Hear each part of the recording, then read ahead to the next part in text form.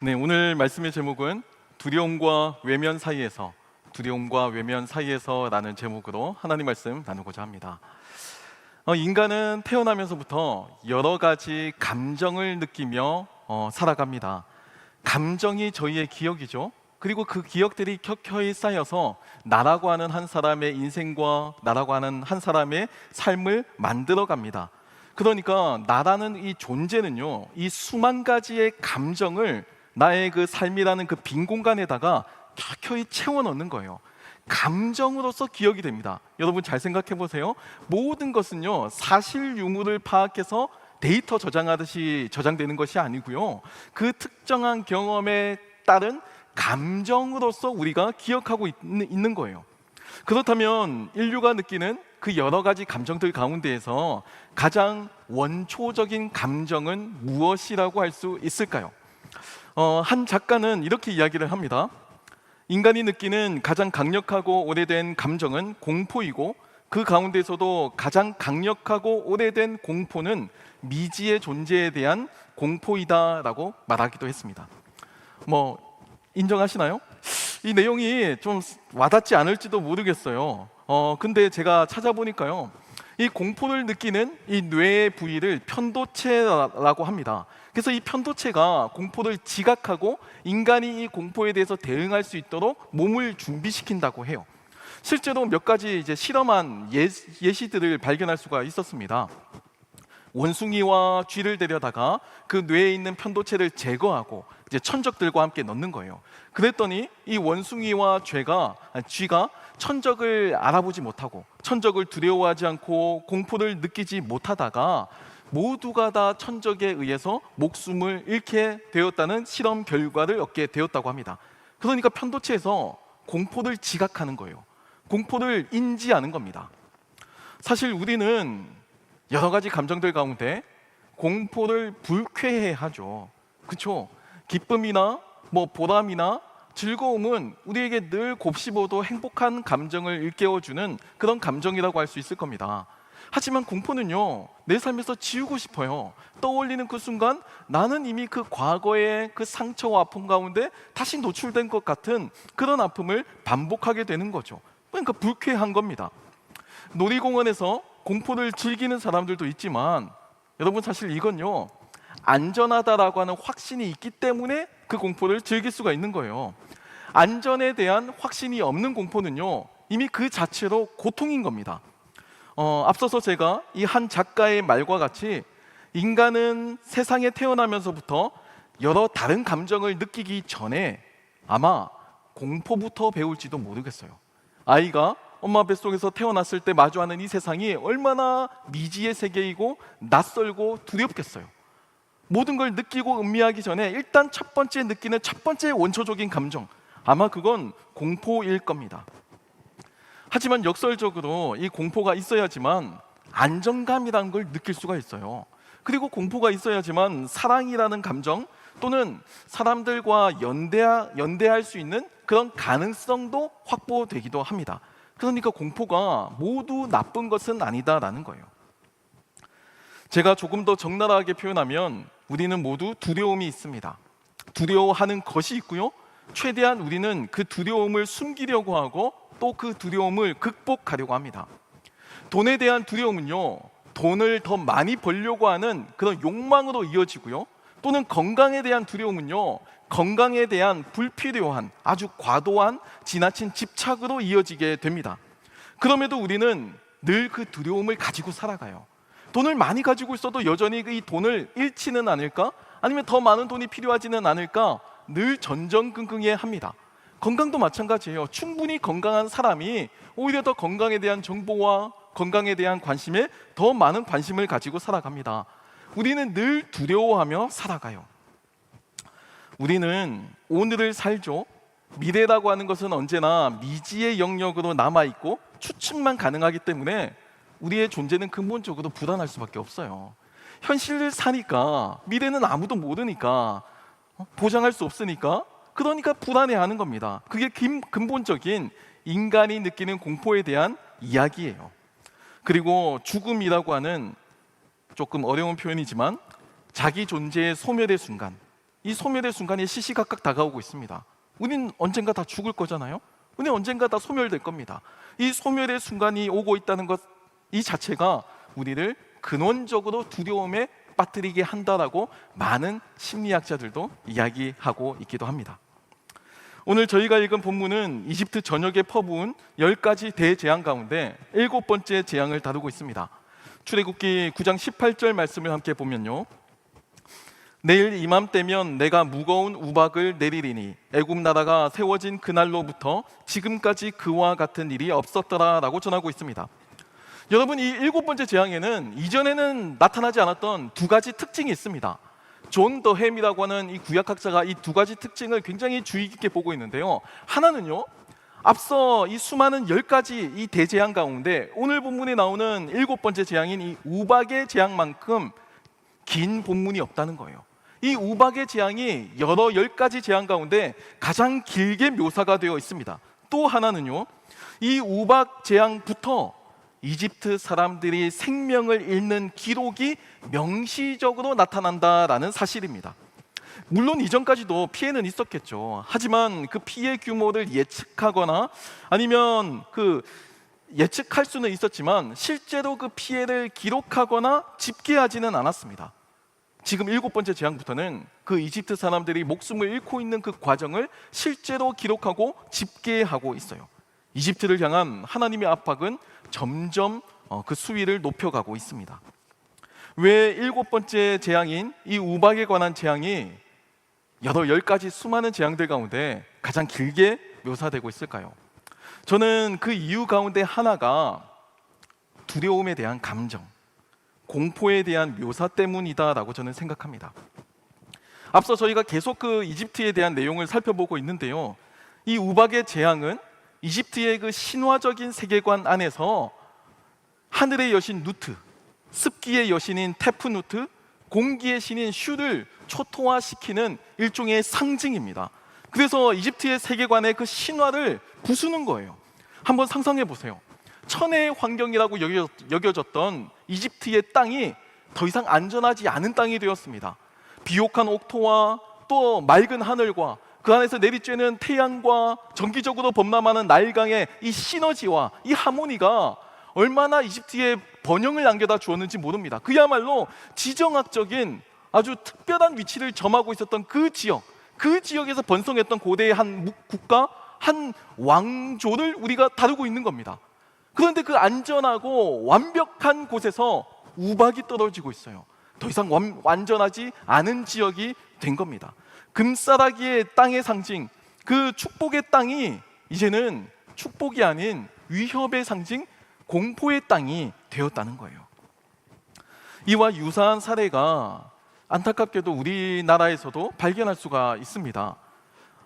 우리 모두가 다 한강 이남의 역사를 알고 계시죠? 서울 도심이 아닙니다. 원래 강남 지역은요, 외곽 지역이었어요. 불과 몇십 년 전까지만 하더라도 이 강남 지역은 농과 밭에 불과했던 지역이었습니다. 아무도 관심을 가지지 않는 땅이었어요. 하지만 이 땅을 강남 개발을 하기 시작하면서 이 땅이 천정부지로 땅값이 오르기 시작하고 이제 강남은요, 모든 사람들이 선망하는 땅이 되었습니다. 강남에 산다는 것 자체가 이미 이 사회에서 나라는 사람의 존재와 정체성을 아주 분명하게 각인시켜주는 그런 지역이 되었어요. 학력, 부의 대물림이 이루어질 수 있는 유일한 지정학적인 공간이 강남입니다. 강남에서 모든 것을 유지할 수 있다라고 하는 신화가 대한민국 사회에 아직까지 흐르고 있습니다. 하지만 불편한 진실은 이 한강 이남 지역은요, 근본적으로 홍수에 취약합니다. 그리고 지반이 약해서 싱크홀 등에 관한 문제가 가장 큰 지역으로 손꼽히고 있어요. 그래도 그 땅은 여전히 한국 사회에서는 성공의 상징입니다. 그래서 홍수가 있고 싱크홀의 위험이, 공포가 있어도 그것을 감추려고 하죠. 두려움의 원인을 드러내는 것이 아니고 그 두려움의 원인을 덮어놓고 외면하는 방법을 선택한다라는 겁니다. 제가 왜 이 말씀을 드리냐면요, 지금 계속해서 싱크홀 사건이 하루에 한 2건 정도씩 계속 땅 꺼짐 현상이 발견된다고 해요. 그 정도로 시급한데도 불구하고 수년 전에 이미 이 집안 취약 지도가 이미 만들어졌다고 합니다. 그래서 서울 홈페이지에 이제 공개가 되고 있었는데 이런 사건들이 계속 터지다 보니까 그 공개를 막았어요. 공개를 비공개로 바꾸었습니다. 뭐 물론 이해가 됩니다. 불필요한 혼란을 막기 위한 대처라고 볼 수도 있죠. 하지만 근본적으로는 질문을 던져야 합니다. 실제적인 위험 앞에서 그걸 숨긴다고 이 문제가 해결될 수 있는가라는 질문이에요. 우린 모두가 다 알고 있죠. 왜 이 지도를 공개하지 않을까요? 땅값 때문에 그런 겁니다. 내가 살고 있는 그 성공 신화의 상징인 바로 그곳에서 싱크홀 우려가 있다라고 하는 이 리스크를 받아들일 수 없는 거예요. 그래서 덮어놓는 겁니다. 외면하는 거예요. 복잡한 이해관계 속에서 얽힌 이 강남이라는 특수한 상황을 이해하면서도 당장의 정보 공개조차 꺼리는 모습에서 우리의 이 두려움에 대해서 대처하고 있는 우리의 태도가 과연 이게 맞나 하는 의구심이 들 때도 있습니다. 지금 본문의 이집트도요, 그 성공 신화의 땅, 그 금싸라기 땅이 공격당하고 있습니다. 제가 조금 더 자세하게 성경을 들여다보니까요, 이 우박재앙에 대해서 묘사하고 있는 성경 기자의 내용이 굉장히 범상치가 않아요. 그냥 하늘에서 뭐 볼링공만한 얼음 덩어리가 떨어지는 것 정도가 아닙니다. 여러분 본문 자세히 보시면 훨씬 더 적나라하게 묘사되고 있어요. 직접적인 이집트 사람들의 짐승들과 또 사람들과 또 그 자연과 재산을 총공격한다는 점에서 제가 조금 더 구체적으로 표현하면 전쟁 중에 일어나는 공중 폭격과 그 묘사가 유사해요. 출애굽기 9장 23절로 24절 말씀을 보면요, 모세가 하늘을 향하여 지팡이를 들매 여호와께서 우레소리와 우박을 보내시고 불을 내려 땅에 달리게 하시니라. 여호와께서 우박을 애굽 땅에 내리심에 우박이 내림과 불덩이가 우박에 섞여 내림이 심히 맹렬하니 나라가 생긴 그때로부터 애굽 온 땅에는 그와 같은 일이 없었더라라고 기록할 정도였습니다. 우박이 내림과 불덩이가 이 우박 속에서 같이 떨어지고 있는 겁니다. 한 번도 경험해보지 못한 하늘에서의 폭격을 이집트 사람들은 지금 경험하고 있어요. 공중에서 일어나는 이 우박의 폭격 속에서 아마 이집트 사람들의 공포와 두려움은 점점 더 커져갔을 겁니다. 실제로 하늘에서 우박이 떨어지고 내 눈앞에서 사람들이 목숨을 잃는 광경을 실시간으로 목격한다라는 것, 이거 굉장히 공포스러운 겁니다. 원래 전쟁은요, 어디선가 일어나고 있어도 나와 거리가 있게 되면, 내가 그 현장을 직접 목격하지 않으면 실감하지 않아요. 그게 우리 감정의 특징입니다. 내가 직접 그 시공간에서 겪어야 그 감정은 내 것이 되거든요. 한번 떨어지게 되면 그만큼 그 감각이 떨어지게 돼요. 강도가 떨어지게 되는 겁니다. 하지만 전쟁의 모습이 라이브로 자신의 옆에서 직접적으로 폭격이 되고 수많은 사람들이 목숨을 잃는 광경을 지켜보게 되었을 때 이집트 사람들이 느꼈던 두려움과 공포는 말로 표현할 수가 없을 정도였을 겁니다. 특별히 이 상황에서 공포가 더욱 배가 되는 이유가 있었는데요, 그 이유는 이집트 사람들은 공포라는 것을 사실 잘 겪어보지 않았기 때문입니다. 이집트는 역사적으로 오랜 세월 동안 전투의 승전국의 경험만 있었습니다. 승리를 경험했어요. 우리는 늘 이겨왔고 우리는 늘 이길 거다라고 하는 승리주의가 도취되어 있었습니다. 그게 그들의 경험이었어요. 모든 국가가 이집트를 두려워했습니다. 북아프리카 지역의 패권자였어요. 아무도 이집트를 과소평가하지 않았습니다. 이집트는 전투가 일어났어도 본토가 침략을 당하거나 본토가 막 파괴되지 않았고 다 외부 지역, 외부 식민지 지역에서 일어나는 간헐적인 전투를 경험할 수가 있었습니다. 그러니까 이집트 사람들은 이렇게 사람들이 죽어가는 이런 아비규환의 상황을 지금 처음 목도하는 겁니다. 그들의 이 공포감이 얼마나 컸을까요? 이 공포는 그들에게 매우 낯선 경험이었을 겁니다. 한 번도 경험해보지 못한 경험, 그리고 이 낯선 경험이 바로 두려움이자 공포라고 할 수 있습니다. 제가 앞서서 두려움의 감정에 대해서 이제 소개해드렸습니다. 편도체가 두려움의 감정을 느낀다고 했죠. 하지만 두려움의 감정을 느낄 때 이 편도체는 단순하게 공포만 느끼는데 그 기능이 있는 것이 아닙니다. 이 편도체가 하는 가장 중요한 역할은요, 두려움과 공포를 느끼고 그 다음에 우리 인간의 신체를 그 두려움과 공포의 상황에서 대처할 수 있도록 인간의 신체를 변화시킨다는 점에 있습니다. 생존을 위해서 위험을 감지하는 기능을 감당하는 거예요. 그러니까 역설적으로 우리는 이 두려움과 공포를 느껴야지만 살 수가 있게 되는 겁니다. 하지만 이 공포와 두려움이 시도 때도 없이 일어난다라고 한다면 어떨까요? 놀이동산에서의 공포와 실제 전장에서 총알이 날아다니는 그 현장에서의 공포가 서로 막 뒤섞여서 내 일상생활에서 일어난다고 한다면 우리는 과연 일상생활을 유지할 수가 있을까요? 아군과 적군의 그 피하 식별이 되지 않아서 어떤 사람이 나에게 해코지를 할 사람인지 전혀 파악할 수가 없다라고 한다면 우리가 그 일상을 불안해서 살 수가 있을까요? 그러니까 중요한 부분은요, 두려움이라고 하는 감정이 문제가 있는 게 아닙니다. 정말 큰 문제는요, 두려움을 느껴야 할 그때 두려움을 느껴야 돼요. 두려움을 느껴야 할 대상, 그 대상 앞에서 두려움을 느껴야 돼요. 그렇지 않을 때 문제가 일어나게 되는 겁니다. 하나님께서는 분명히 경고의 메시지를 보내셨어요. 두려움이 다가오고 있으니까 준비하라고 미리 피할 준비를 주신 겁니다. 출애굽기 9장 19절 말씀을 보면요, 이제 사람을 보내어 내 가축과 내 들에 있는 모든 것을 다 모으라. 사람이나 짐승이나 무릇 들에 있어서 집에 돌아오지 않는 것들에게는 우박이 그 위에 내리리니 그것들이 죽으리라 하셨다 하라 하시니라 라고 전하고 있습니다. 하나님께서 분명히 경고를 하고 계시죠. 만약에 파라오가 이 두려움을 감지하는 편도체의 기능이 유지되고 있었다면, 살아 있었다고 한다면 그는 앞으로 닥칠 일들을 미리 예감하고 피할 준비를 했을 겁니다. 그리고 제대로 된 판단을 하고요, 이집트의 재앙은 7번째까지 이어지지 않고 6번째에서 그쳤을 거예요. 하지만 파라오는요, 그 당연히 느껴야 할 두려움을 느껴야 할 대상과 두려움을 느껴야 할 그때 두려움을 느끼지 못했습니다. 아니, 두려움을 느끼지 않은 거예요. 왜 그가 두려움을 느끼지 못했을까요? 무섭지 않았을까요? 정말 두려워하지 않아서 그랬을까요? 저는 아니라고 생각합니다. 파라오도 실제로는 두려웠을 거예요. 6번째까지 자신의 대제국이 초토화되는 과정을 보면서 시시각각 자신을 향해서 점점 더 숨통을 조여오고 있죠. 강도가 점점 세지고 있습니다. 아무리 왕이라고 할지라도 그 상황 가운데에서 불안함과 두려움을 느끼는 게 당연한 거예요. 그런데 왜 그는 이 두려움을 외면하고 무모하게 두려워하지 않는 척을 선택했을까요?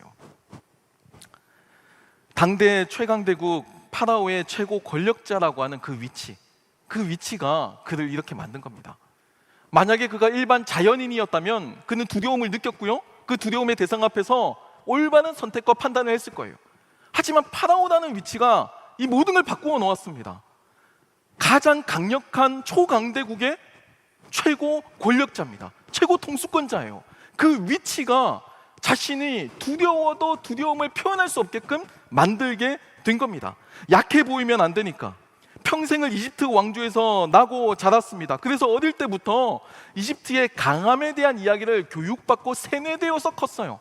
우린 늘 강해야 돼요. 우린 늘 정복해야 돼요. 우린 늘 약해 보이면 안 돼요. 늘 이 강박관념 속에서 살아온 파라오에게 두려움과 공포를 인정한다는 것 자체가 쉽지 않은 경험이었을 겁니다. 주변 국가들을 침략하고 공격해서 항복을 받아내고요, 누군가에게 두려움의 존재가 되는 것을 배워왔고 오히려 거기에 더 익숙합니다. 내가 두려운 게 아니고 나를 두려워하는 게 더 익숙해요. 파라오가 된다는 뜻도 사실 그 왕권은 다른 사람들에게 두려움을 안겨준다는 의미죠.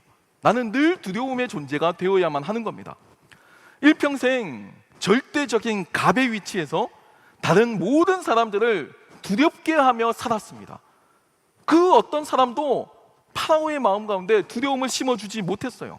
그러니까 공포라는 감정 자체가 그에게는 낯선 겁니다. 여러분, 그런데요, 이 상황이 이제 뒤바뀌게 된 겁니다. 절대 갑인 이 파라오가 을이 되었어요. 두려움을 느껴야 하는 상황에 놓이게 된 겁니다. 평생 갑으로 살았으니까 을의 심정 한 번도 느껴보지 못했겠죠. 그러니까 낯선 겁니다. 어떻게 대처해야 될지 잘 모르는 거예요. 그러니까 정작 두려움을 느껴야 할 때, 정작 두려움을 느껴야 할 그 대상 앞에서 두려움을 느끼지 않고 엉뚱한 선택을 하게 되는 겁니다. 그 사실이 정작 두려움을 느껴야 할 때 느끼지 못하는 결정적인 걸림돌이 되었어요. 권력이, 그의 높은 위치가, 그를 강하게 해주는 돈과 명예와 권력이 오히려 공포를 느끼지 못하고 자신을 파멸로 몰아넣는 엉뚱한 선택을 하게 되는 계기가 되었다라는 겁니다. 나는 파라오이고 자신에겐 여전히 부와 명예가 있고 사람들이 자신을 두려워한다라고 믿으면서 뭐라고 이야기를 하죠? 하나님의 이 재앙은 그저 우연이거나 곧 지나가고 괜찮아질 거야 라고 막연히 자신만의 착각, 망상을 하기 시작합니다. 그리고 과소평가를 하죠. 두려움에 제대로 반응하지 못하도록 이 편도체가 파괴된 모습을 보여요.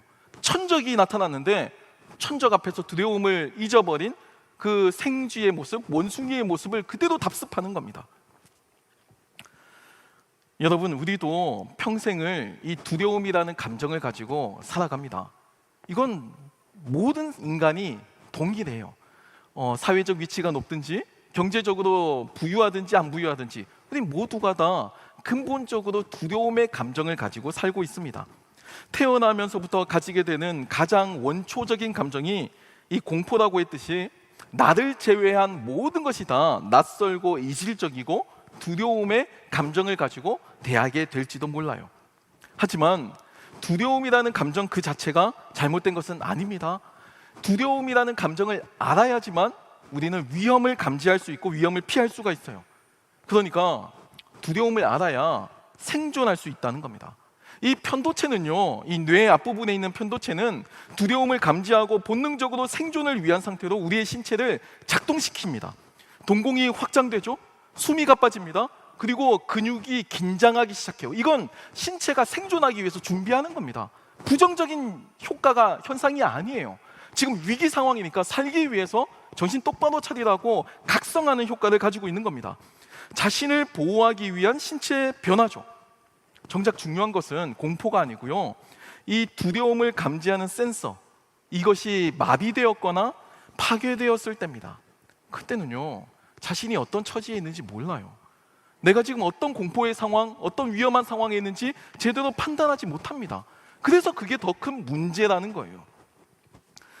흥미로운 건 이 두려움 앞에서 우리가 선택하는 가장 흔한 방법이 여러분 무엇인지 아세요? 정말 이 시급한 상황, 정말 이 두려움과 공포 앞에서 우리가 선택하는 가장 흔한 방법은요, 어이없게도 외면입니다. 외면.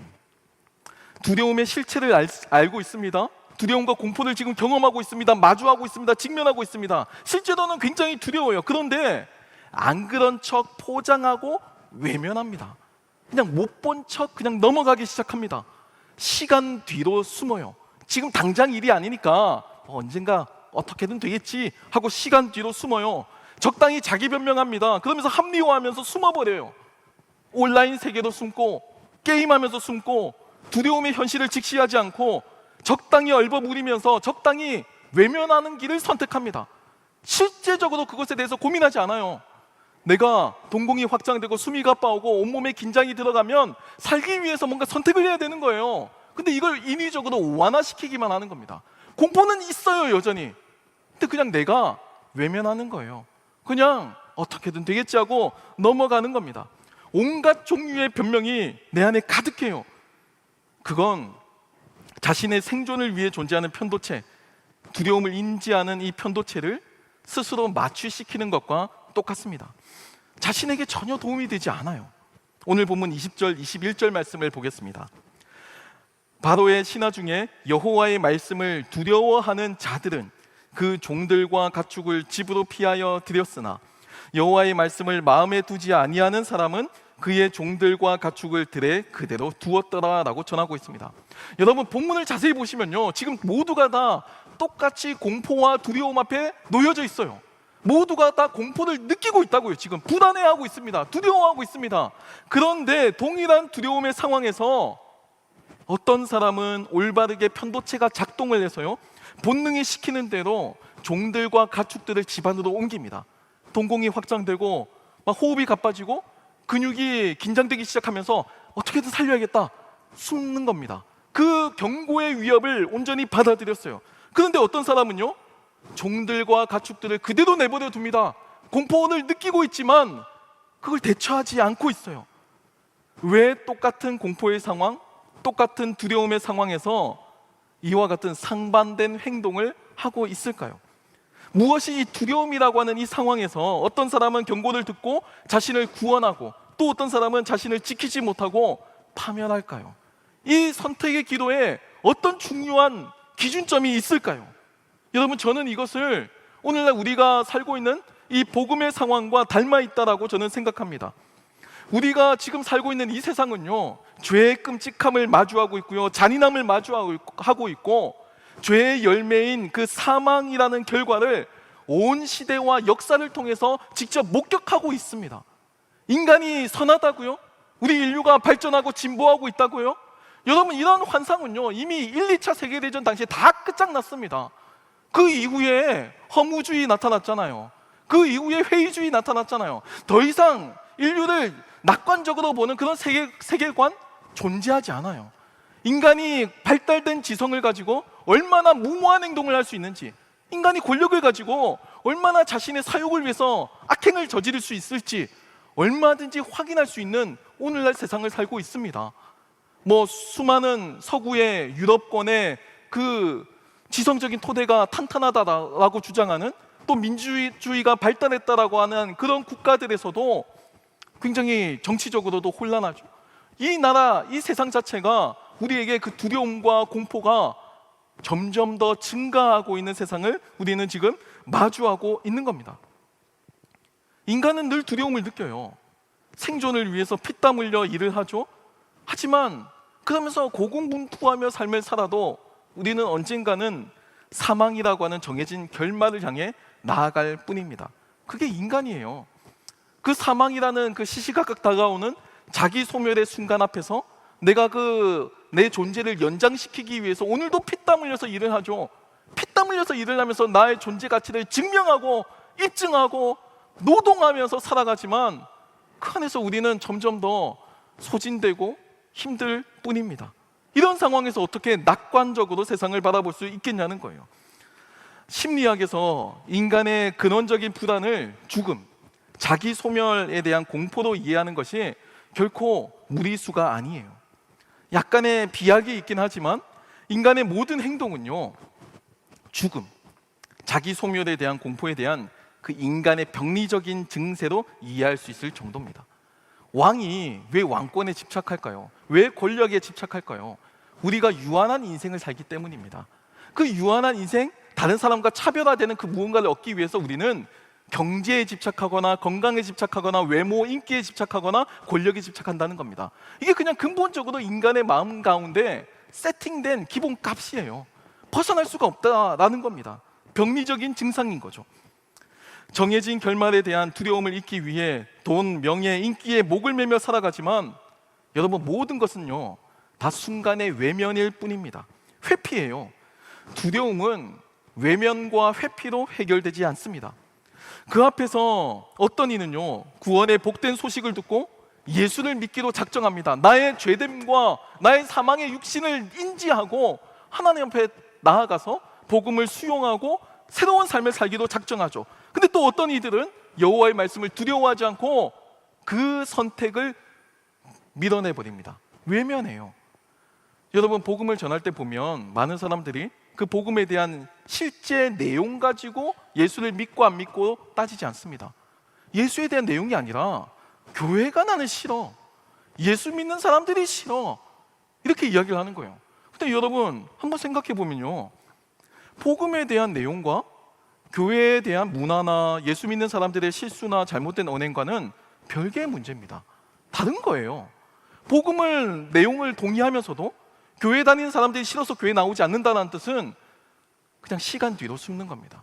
두려움과 공포의 문제 앞에서 외면하는 길을 선택하는 거예요. 지금 당장 선택하지 않고 언젠가 나중에 때가 되었을 때 그때 한번 보겠다라고 미루는 행위에 밖에 되지 않는다라는 겁니다. 말씀을 두려워하는 사람은 삶의 두려움에서 구원을 받았어요. 오늘 출애굽기 본문에서. 하지만 여호와의 말씀을 두려워하지 않는 사람은 그 종들과 짐승들을 그대로 들판에 두었습니다. 그리고 심판을 받죠. 여러분, 종들과 짐승들을 집 안으로 들어오게 하는 것 힘든 일인가요? 그게 어려운 일인가요?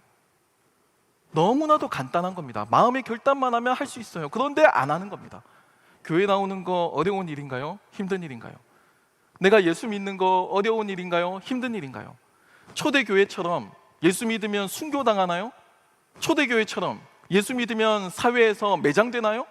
아무도 신경 쓰지 않습니다, 여러분. 아무도 신경 쓰지 않아요.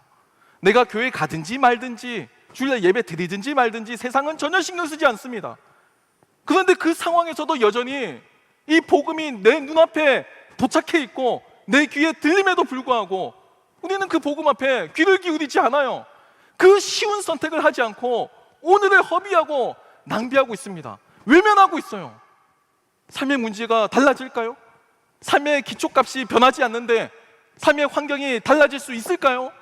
저는 불가능하다고 봅니다.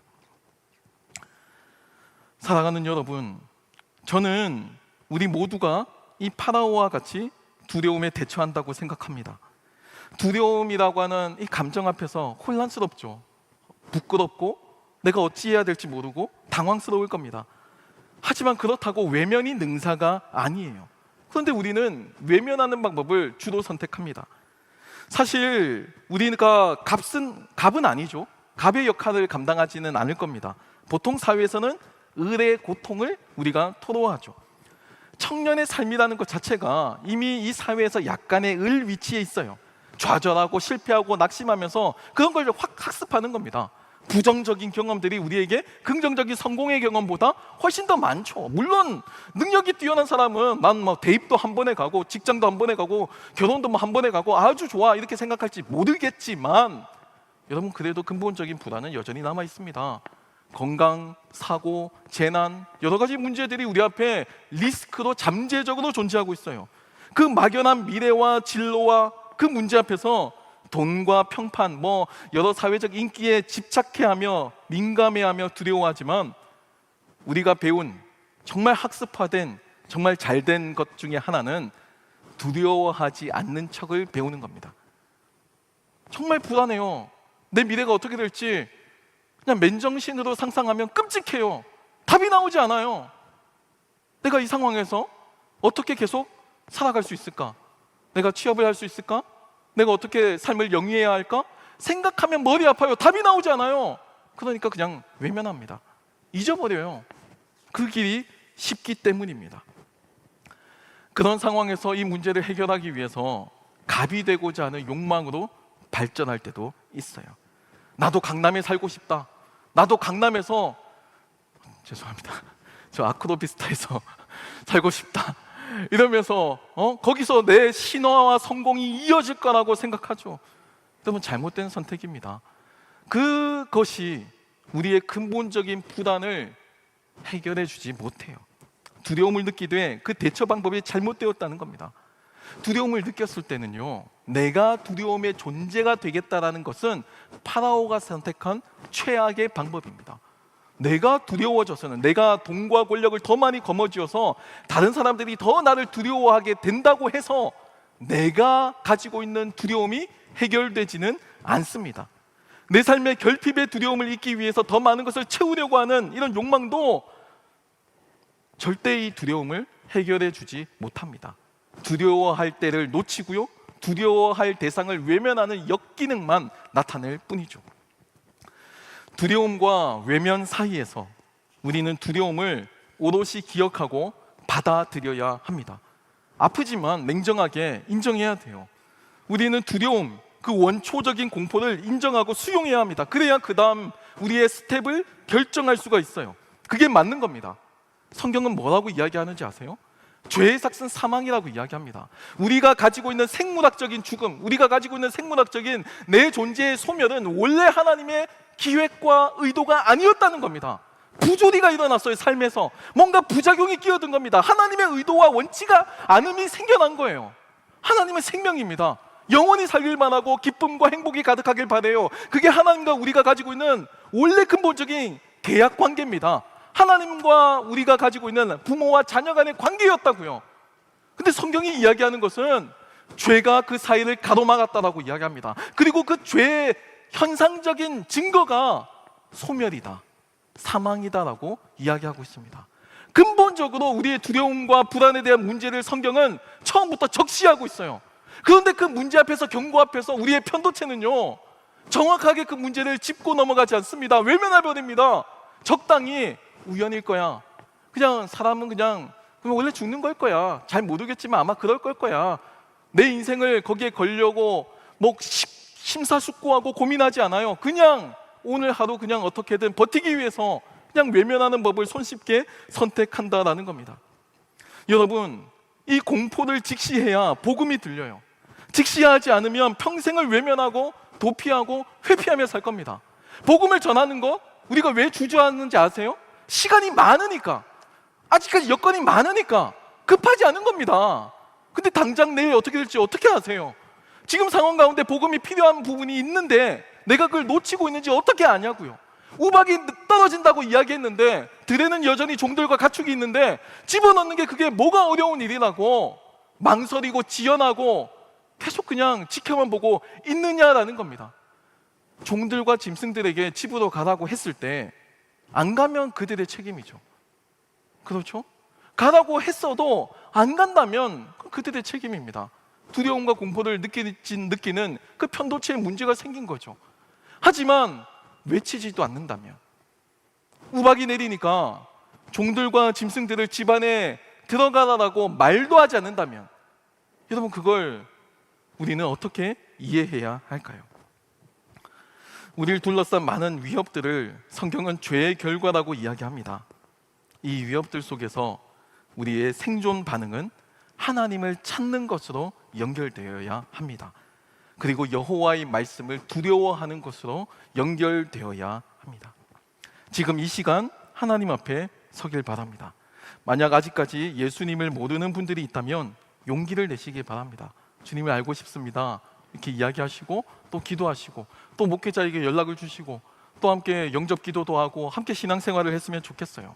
그리고 주변에 복음이 필요한 사람들, 여전히 그들에게 그 근본적인 두려움 앞에서 뭐 강남 살고 하는 이런 것 가지고 이 불안을 해결하려고 하는 그런 생각 버리고 당장에 하나님의 말씀 앞에 순종하며 결단할 수 있는 그 복음을 증거하는 저와 여러분이 되길 소망합니다.